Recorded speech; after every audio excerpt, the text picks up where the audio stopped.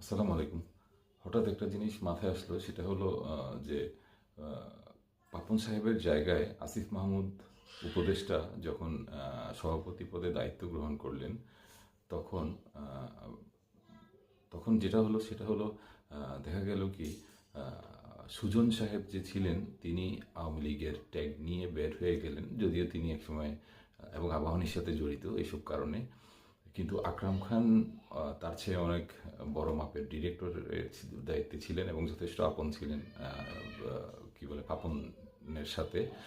তারপরেও কিন্তু তার কিছু হয়নি, এবং এখানে দেখা যাচ্ছে তামিম ইকবাল, শাহরিয়ার নাফিস এবং আপনার ফারুক আহমেদ, আকরাম খান, এই যে গং, এই চারজনের যে বলয় গোষ্ঠী, ওরা যে, আমি একজন চিরগনিয়ান, তারাও চিরঙের পোর্শন, তারপরেও বলছি, সত্যি কথা তো বলতে হবে।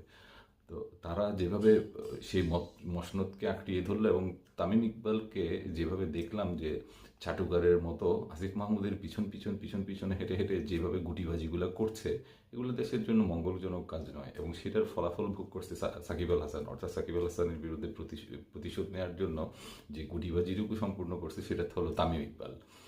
এখন এখানে লুকোনোর কিছু নাই, এবং আসিফ মাহমুদ উপদেষ্টা হিসেবে আসিফ মাহমুদকে আমি বলছি, তুমি শিষ্টাচার কিংবা নৈতিকতা কতটুকু শিখেছ সেটা আমি জানি না, বাট এতটুকু বলতে পারি, আমি যদি তোমার জায়গায়, তোমার চেয়ে বয়স অনেক বেশি, তোমার চেয়ে আমার বয়স হলো 20 বছর বেশি, হ্যাঁ।